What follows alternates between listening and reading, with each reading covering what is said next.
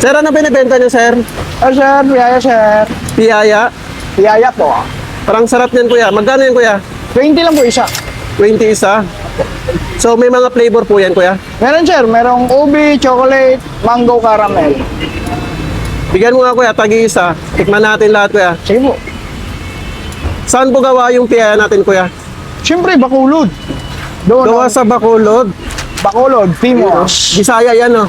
Bisaya. Bisaya, yun, no? 20 pesos piyaya. Pagsamahin na, sir. Sige po. Matamis po ba yan, kuya? Tama lang.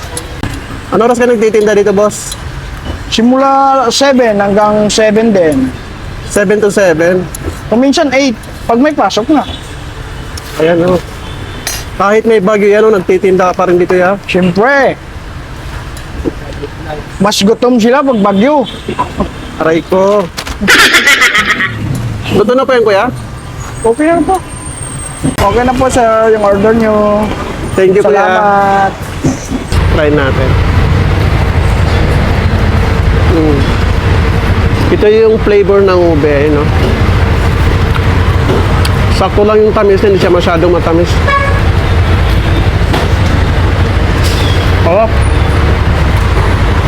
Chocolate flavor.